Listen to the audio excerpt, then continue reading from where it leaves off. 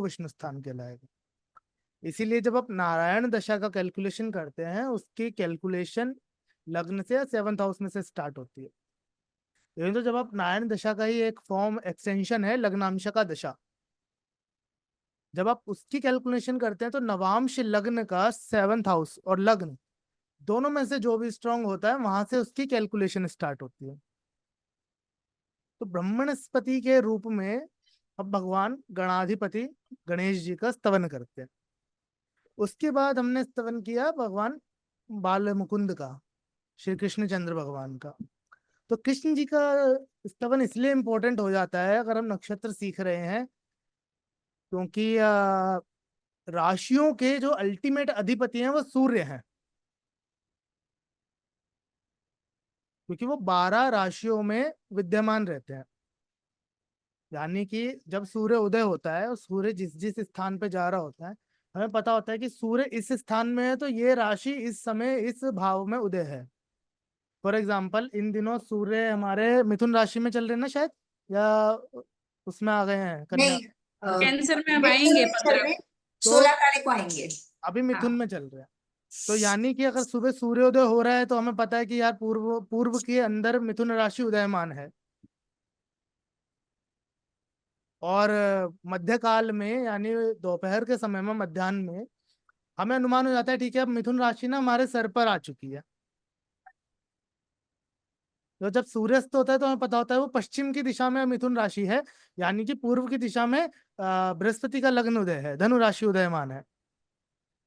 लेकिन नक्षत्रों का ज्ञान हमें इसमें दिन में नहीं हो पाता, क्योंकि चंद्रमा जो है दिन में नजर ही नहीं आते।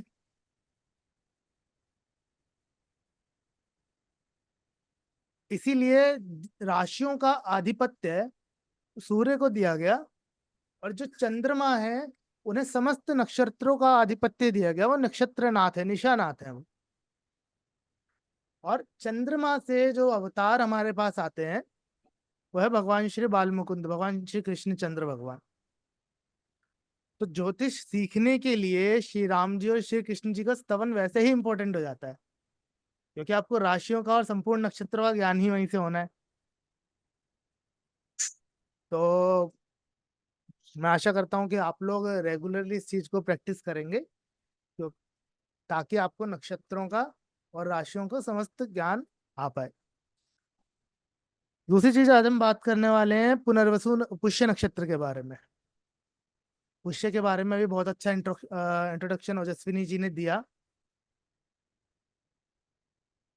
पुष्य नक्षत्र कर्क राशि के अंदर फॉल करता है,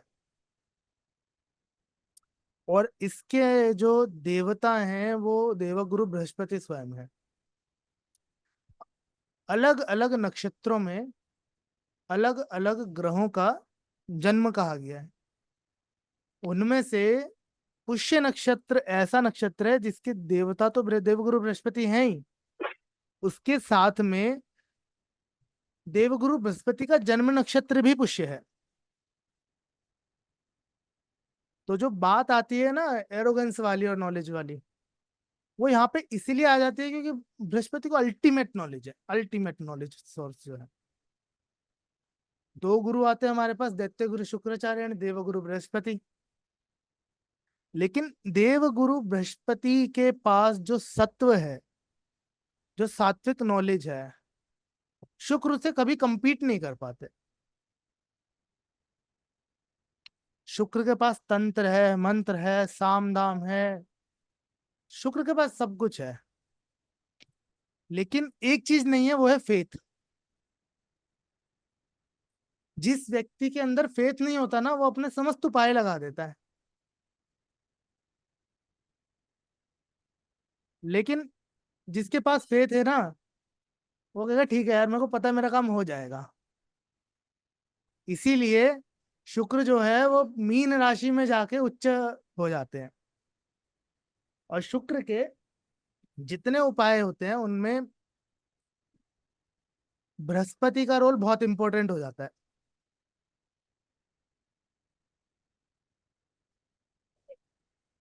इस नक्षत्र के जो ग्रह अधिपति हैं वो भगवान शनिदेव महाराज है। आप एक चीज देखोगे कि भगवान के रूप में जो प्रतिष्ठित ग्रह हैं उनमें दो ही मिलेंगे आपको, एक देवगुरु बृहस्पति एंड शनि। देवगुरु बृहस्पति को जीव कहा गया है, वो जीवन के कारक है, वो जीव के कारक है। इसीलिए जब हम पंचांग के अंदर योग की गणना करते हैं, उसमें हम चंद्रमा और सूर्य के लॉन्गिट्यूड को प्लस करते हैं। और फर्स्ट योग की गणना ही पुष्य नक्षत्र से स्टार्ट होती है।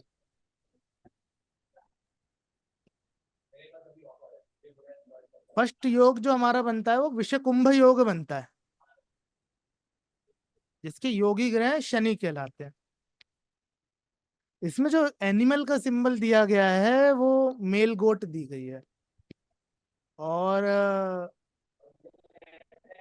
जिसे कहते हैं ना हम कि एक गाय है और उसका दूध निकल रहा है, दूध बह रहा है, वो गौ माता इसमें सिंबल के रूप में है। अब देखो, पुष्य नक्षत्र जो कर्क राशि के अंदर फॉल करता है, ऋषियों ने कितने क्लेवरली उसका सिंबल हमें गाय दी। क्यों? क्योंकि गाय एक ऐसा जीव है, या एक ऐसी स्पीशीज है जिसने मनुष्य को हर रूप में नर्चर किया है, माता के समान है वो। और अगर हम सिर्फ गाय तक सीमित ना करें, तो पुष्य नक्षत्र जो है एंटायर प्रकृति को बिलोंग करता है, गवर्न करता है। पुष्य का नक्षत्र ही है पुष्टि करना, दूसरा नाम तिष्य है इसका। तो व्यक्ति को जो नर्चर करती है वो कर्क राशि करती है। किसी की भी कुंडली में कर्क राशि खराब हो जाए, उसके जीवन में से ऐसे लोगों का ह्रास हो जाता है जो उसे मनोबल प्रदान करते हैं। इसीलिए कर्क राशि को बहुत इंपॉर्टेंट राशि माना जाता है। कर्क राशि जो है जल की राशि है, जिसमें जल बहता है। जल की हमारे पास तीन राशियां हैं: कर्क राशि, वृश्चिक राशि और मीन राशि। इसमें से जो कर्क राशि का जल है वो नदियों का बहता हुआ जल है, जिसे हम स्रोतस्वनी कहते हैं। वृश्चिक राशि के अंदर तालाब का गंधला पानी आता है, जिसके ऊपर काई जम जाती है। इसीलिए चंद्र वहां पे अच्छा महसूस नहीं करते, वहां चंद्र नीचे स्थान पे चले जाते हैं या नीचगत हो जाते हैं। लिब्रा के चंद्र को इसलिए अच्छा नहीं माना जाता क्योंकि लिब्रा का चंद्र नीचानुगामी हो जाता है, अपनी नीच राशि की तरफ जाने लगता है। इसीलिए देखो, चंद्र का काम क्या है, एक मेंटल स्टेट को गवर्न करना है। आप डिसीजन क्या ले रहे हो, क्या कर रहे हो। और लिब्रा का चंद्र होता है ना, वो डिसीजन नहीं ले पाता। क्यों? क्योंकि उसके अंदर एक फियर है कि अब मैं अपने ऐसे जोन में जाने वाला हूँ जहां मैं अनकंफर्टेबल फील करूंगा। जैसे एक आदमी होता है ना, वो अपनी जॉब में और उसको फील हो रहा है कि ठीक है, मेरे को पता है अगले महीने मेरी जॉब चली जाएगी, तो वो ढंग से काम नहीं कर पाता।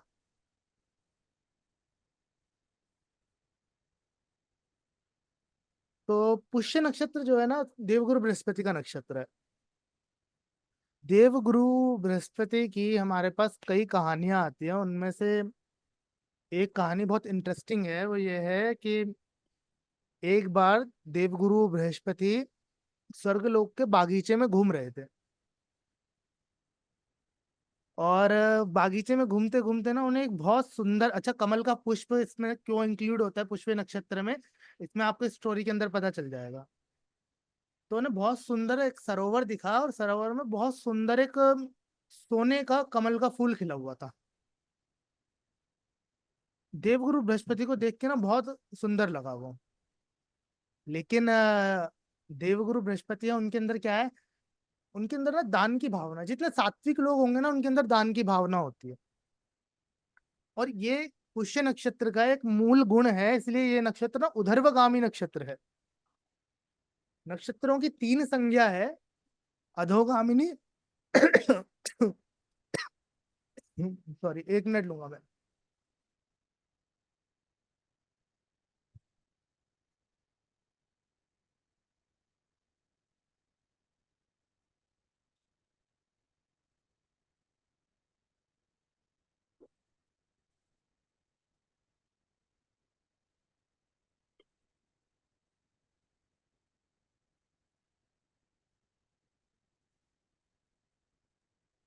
स्माइल कर दो ओजस्विनी जी। नहीं, मैं स्माइल ही कर रही हूँ। नक्षत्रों की ना तीन संज्ञा है।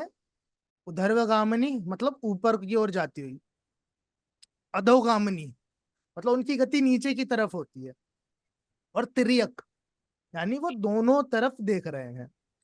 जब आप सर्वतोभद्र चक्र पढ़ेंगे, उसके अंदर ये बहुत इंपॉर्टेंट होता है। जैसे आपकी कोई वस्तु खो गई हो, किस नक्षत्र में खोई है और किस नक्षत्र में मिलेगी, किस स्थान में मिलेगी, इसमें ये अधोगामिनी और ऊर्ध्वगामिनी गतियां बहुत काम आती हैं। ये बताती हैं कि वो चीज अंडरग्राउंड मिलेगी या आपको सरफेस लेवल पे मिल जाएगी। इवन तो एक बहुत इंपॉर्टेंट रेमेडी है लाइफ के अंदर, बिकॉज पुष्य नक्षत्र क्या है, बहुत प्रोस्पेरिटी का नक्षत्र है। इसलिए ज्योतिष शास्त्र में जब हम मुहूर्त की गणना करते हैं, दो मुहूर्त बहुत अच्छे बोले गए हैं, गुरु पुष्य योग, रवि पुष्य योग। पुरुष नक्षत्र प्रोस्पेरिटी का नक्षत्र है और इसकी गति जो है ऊर्ध्वगामिनी है, ऊपर की ओर जाने वाली है। यानी जितने नक्षत्र आपके ऊपर की ओर जाने वाले हैं वो एक स्पिरिचुअलिटी को गवर्न कर रहे हैं। तो बहुत सुंदर एक रेमेडी है, यदि आपको लाइफ में ग्रोथ चाहिए तो जब भी बारिश हो और वो पुष्य नक्षत्र की बारिश हो, मोस्ट फेवरेबल है गुरु पुष्य योग या रवि पुष्य योग की बारिश हो, उसका वाटर आप कलेक्ट करके अपने घर के नॉर्थ डायरेक्शन में रख लीजिए। आप ना लाइफ में ग्रो करने लग जाओगे। कोई रत्न की जरूरत नहीं, कोई आपको बड़ी साधना की जरूरत नहीं, सिर्फ इस सिंपल एक रेमेडी से। और ये मेरी पर्सनली की हुई रेमेडी है और मैंने विद इन 1 ईयर इसके फेबुलस रिजल्ट देखे हैं। आपको लाइफ में स्पिरिचुअल ग्रोथ नहीं मिल रहा हो, आप ये रेमेडी करिए, आपको इतने फेबुलस रिजल्ट मिलेंगे। तो देवगुरु बृहस्पति ने उस सुंदर सोने के कमल को उठाया और उसे लेके घूम रहे कि यार ये कितना सुंदर लग रहा है। लेकिन सात्विक गुण होने के कारण क्या था, वो रखते नहीं थे कोई चीज। सात्विक आदमी क्या करेगा, वो पास आउट कर देगा। आप सोचो आज के जमाने में कितने सारे एस्ट्रोलॉजर हैं, और आधे से ज्यादा एस्ट्रोलॉजर तो इस बात पे लड़ाई कर रहे हैं ये टेक्निक मेरी थी, ये टेक्निक तुम्हारी थी। लेकिन महर्षि पराशर ने जो बुक दी, जो फेबुलस है, उन्होंने कोई बोला ही नहीं कि मेरे को सीक्रेट रखनी है, मेरे को इसका क्लेम चाहिए। कह रहे जो मर्जी यूज करो। और जब आपके अंदर देने की भावना आती है ना, तब आपके अंदर कहीं ना कहीं सत्व गुण जागृत होता है। और सत्व गुण जागृत होगा ना, तो आपके अंदर ज्ञान ऑटोमेटिकली बरसने लगेगा। तो देवगुरु बृहस्पति उसे लेके घूम रहे थे स्वर्ग में। करे यार बहुत सुंदर नक्शा, बहुत सुंदर गुलाब है, वो कमल है। और जाते जाते ना उन्हें ना इंद्रदेव महाराज अपने ऐरावत, सफेद रंग का जो उनका ऐरावत आती है, उस पे जाते हुए दिखे। तो उन्हें लगा यार ये हमारे राजा हैं और इतना सुंदर पुष्प मेरे को आज के दिन मिला, मुझे क्या करना चाहिए, मुझे इसे ना उन्हें दे देना चाहिए। तो वो गए, उन्होंने दिया कि प्रभु ये लो, ये ना मेरे को ऐसे से मिला और बहुत सुंदर है, मैं आपको भेंट करता हूँ ये। अब इंद्रदेव तो अपने ही अलग मद में चूर होते हैं। और गजारूढ़ व्यक्ति, इंद्रदेव का जो वाहन है वो गज है, जिसके वो ऊपर वो बैठे हुए हैं। तो गज कौन है, गज एक मदमस्त हाथी है। और गज के ऊपर बैठा हुआ जो नरेश है, जो नृप है, वो स्वयं में मदमस्त है, वो इसकी इंडिकेशन है। इसलिए इंद्र को मदमस्त कहा गया, उनमें मद है।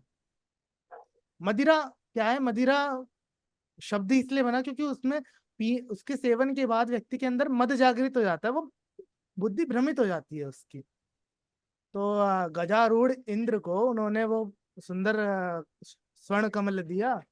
तो इंद्र ने उसकी अवहेलना करते, उन्होंने कहा कि ठीक है, लिया और अपने गज को दे दिया। गज ने क्या किया, गज को तो पता ही नहीं कि उसको करना क्या है उस सुंदर कमल का, उसने नीचे रख दिया और उसको रौंदता हुआ चले गया। ये बात देख के बृहस्पति का मन बहुत आहत हुआ। तो जो सात्विक आदमी होगा ना, उसका मन बहुत जल्दी आहत हो जाएगा। अब ये देखो, पूरी आपकी जो पुष्य नक्षत्र की जो थीम है और जितनी टेक्निक्स है इसी स्टोरी के अंदर है, तो उसका ना मन बहुत आहत हो जाएगा सात्विक आदमी का। तो उन्होंने कुछ नहीं कहा, वो एक रुआंसे से हृदय लेकर अपना एक ऐसे, अब देखो गुरु हैं, वो रोते हुए भी अच्छे नहीं लगेंगे, साफ सीधी बात है। तो वो एक ऐसे स्थान पे चले गए जहां उन्हें कोई देख ना सके, और काफी समय उन्होंने वहां बिताया। तो जिससे कि जब राक्षसों को पता चला कि ऐसे ऐसे घटना घटी है स्वर्गलोक में, उन्होंने कहा भाई ये सबसे बढ़िया टाइम है इंद्र को परास्त करने का, क्योंकि उनके पास गाइडेंस नहीं है इस समय। तो राक्षसों ने चढ़ाई कर दी और इंद्र हार गए। बाद में थके हारे ढूंढते रहे कि देवगुरु बृहस्पति कहाँ है। और आगे आगे जो भी घटना घटी, वो मेन स्टोरी इसकी ये है।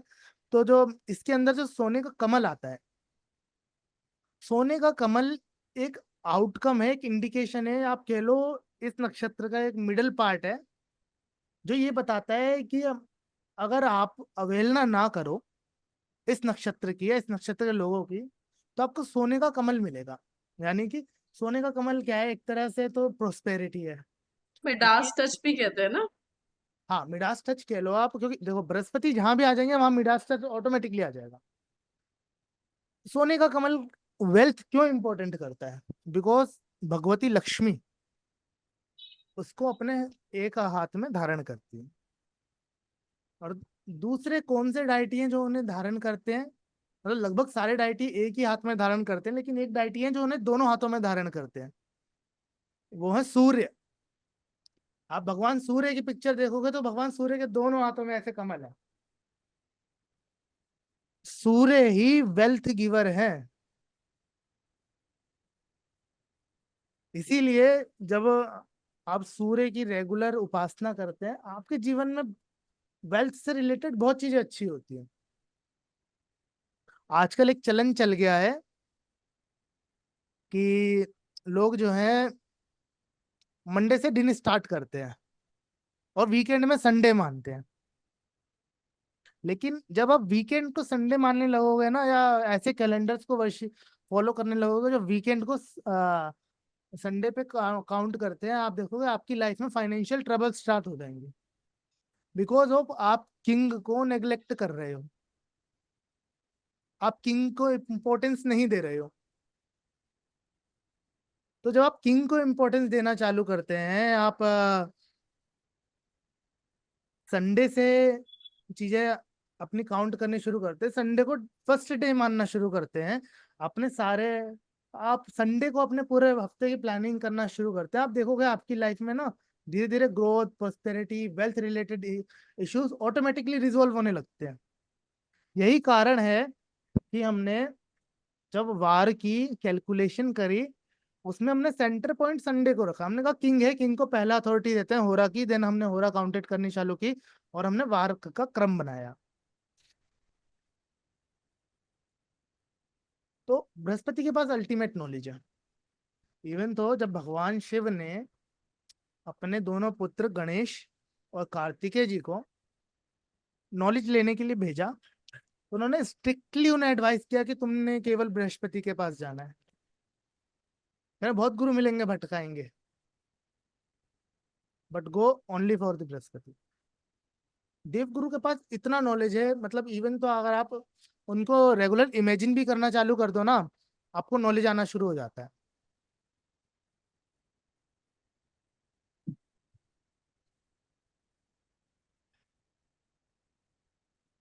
तो ये एक स्टोरी बहुत इंपॉर्टेंट है पुष्य नक्षत्र को समझने के लिए। यदि आप नहीं समझोगे उसे और मदमस्त हो जाओगे, उसकी एडवाइस नहीं मानोगे पुष्य नक्षत्र की। फॉर एग्जाम्पल, जब भी पुष्य नक्षत्र की दशा आए, इसमें दो मेथड है। एक मेथड तो है कि जब आपका कैंसर साइन एक्टिवेट होता है उसके मिडल में, मिडल ईयर में। दूसरा है कि कोई प्लेनेट उसके अंदर बैठा हुआ हो पुष्य नक्षत्र में। तीसरी एक है कि जगन्नाथ में एक ऑप्शन है सप्तऋषि दशा, सप्तऋषि नक्षत्र दशा। तो उसके अंदर जब पुष्य नक्षत्र की दशा है, तो ये तीन टाइम पीरियड है। उस टाइम पीरियड पे आपको एडवाइसेस मिलेंगी, और अगर आपने उन एडवाइसेस को ध्यान नहीं दिया, आपने उस सोने के कमल को अपने मद में छोड़ दिया, ठीक है मैं क्या करूंगा, मेरे पे तो ऑलरेडी इतनी वेल्थ है, क्योंकि देखो कोई भी व्यक्ति है, यदि वो बहुत बड़ा एम्पायर खड़ा कर रहा है, वो एक छोटे से थॉट से कर रहा है। उसने एक छोटा सा थॉट उसे मिला, और ये दीपांशु तो हमेशा कहते हैं कि हमें हमेशा अपने जेमिनी साइन को अच्छा करना चाहिए, अपने थॉट प्रोसेस को अच्छा रखना चाहिए। क्यों? क्योंकि वो थॉट प्रोसेस हमें बर्बाद करने में और हमें बनाने में पूर्ण योगदान देता है। तो उस समय पे आपको वो सोने का कमल मिलेगा। अब आपकी आगे की जर्नी डिपेंड करती है कि आपने उसकी अवहेलना कर दी या उसका सत्कार किया।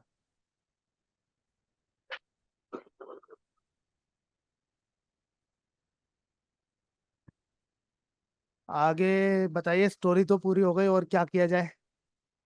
रिपीट कर दो गेस सर। Last part. एक देखो तो पहला था कैंसर साइन।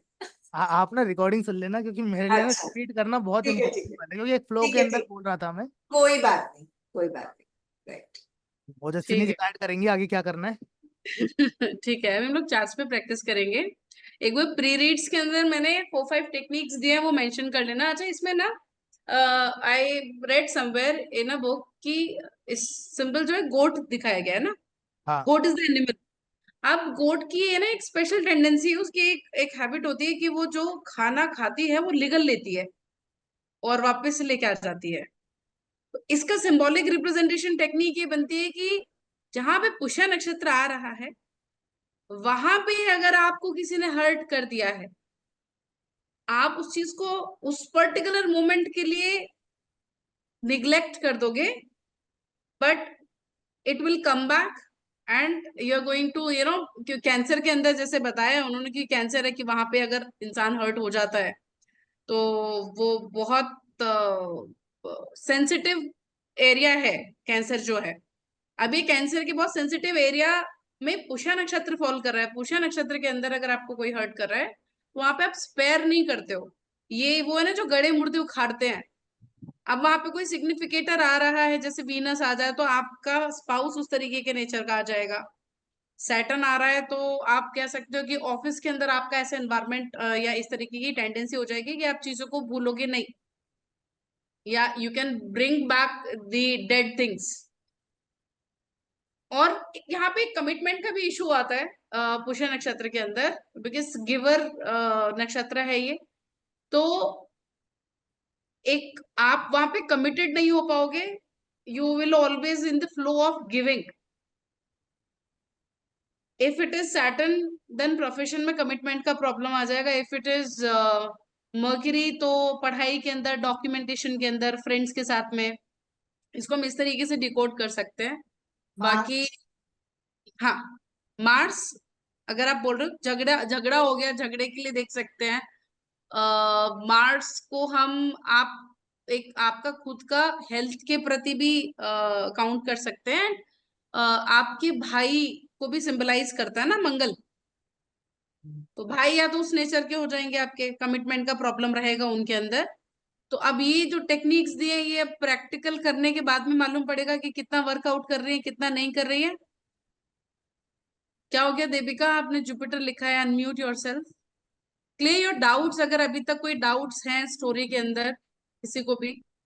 आज थोड़ा सा डिफरेंट फॉर्मेट था बट मजा आया या अभी तक किसी को कुछ डाउट है, you can clear out your doubts, then we can begin with the practice. और प्रदीप सर, आपके नोट्स में कोई एक आध टेक्निक हो तो प्लीज बता दो। आई नो, पहले ही बता दो। नहीं, आज मैंने कोई प्री रीड नहीं किया। आज प्री रीड नहीं किया? आपके पास आपके नोट्स में नहीं है आज कोई प्री टेक्निक? रीड नहीं। कोई कहानी बता दो तो। नहीं। हाँ, आवाज नहीं आ रही है आपकी। आज आप नेटवर्क जोन में भी नहीं हो। इसके लिए एज क्या प्री थी? रीड नहीं है आज। किसके लिए? पुष्य के लिए एज। एज तो मैंने मेंशन नहीं की है इसके अंदर। इनफैक्ट सर ने फर्स्ट बुक में तो नहीं है, मैं क्योंकि लास्ट तक नहीं पहुंची हूँ अभी। कोई निशांत से पूछ सकते हैं। निशांत, क्या एज है पुष्य नक्षत्र की? पुष्य नक्षत्र के ना दो एजिस हैं, एक तो गुड एज है और एक बैड एजिस है। यानी कि जब भी पुष्य नक्षत्र एक्टिवेट होगा तो कुछ अच्छे इवेंट होंगे, कुछ बुरे इवेंट होंगे। अब ये देखो, दो एजेस क्यों दी गई हैं, क्योंकि बृहस्पति जो है अच्छे इवेंट्स का कारक है और सैटर्न जो है बुरे इवेंट्स का कारक है। आपने वो देखा होगा ना, एक छोटा सा इमेजिनेशन आता है, या एक एक कंधे पे आपके एंजल बैठा होता है, एक कंधे पे आपके डेविल बैठा होता है। करे पुष्य नक्षत्र की सेम थीम है, एक कंधे पे आपके एंजल बैठा है, एक कंधे पे आपके डेविल बैठा है। तो पुष्य नक्षत्र की जो दो एजिस हैं, उसमें जो गुड एजिस आपकी काउंट होती है वो 48 एंड 51 ईयर की होती है। मतलब 48 to 51 ईयर के बीच में वो एक्टिवेट होता है अकॉर्डिंग टू लग्न डिग्री और कौन से पदा में है। और जो बैड एजिस है वो 43 और 44 की है। यानी कि पुष्य नक्षत्र जहां भी आपका एक्टिवेटेड होगा 43 के अंदर, फॉर एग्जाम्पल किसी का पुष्य नक्षत्र 8th हाउस के अंदर हो, ठीक है, और पुष्य नक्षत्र में सूर्य बैठा हो 8th हाउस में, एट द एज ऑफ 43 वो अपने फादर से इनहेरिटेंस के लिए लड़ाई करेगा।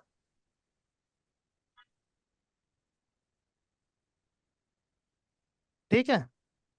और दूसरा है वो कि मान लो किसी का 4th हाउस में पुष्य नक्षत्र फॉल कर रहा हो, तो at the age of 41, sorry 51, उसके साथ एक इवेंट होगा कि उसे मासिस के थ्रू ना बहुत सारा रिस्पेक्ट प्राप्त होगा। अच्छा, हम यहाँ पे एजेस कैसे काउंट कर रहे हैं Nishant, if you can clear this too. ये एजिस ना एक पर्टिकुलर बुक है, मतलब मेरे को कैलकुलेशन नहीं पता इसकी कि कैसे की गई है, लेकिन उसके अंदर मेंशन है, ये चौखंबा प्रकाशन की एक बुक है, उसके अंदर नक्षत्रों की, नवांशों की और बाकी बहुत सारी एजिस मेंशन की गई हैं। अच्छा, ओके। हाँ, नहीं, इवन इनफैक्ट दीपांशु सर ने भी अपनी बुक्स के अंदर मेंशन किया हुआ है, बट देन वो एकदम एंड में है। इनिशियली उन्होंने स्टोरीज और टेक्निक्स ही बताई है।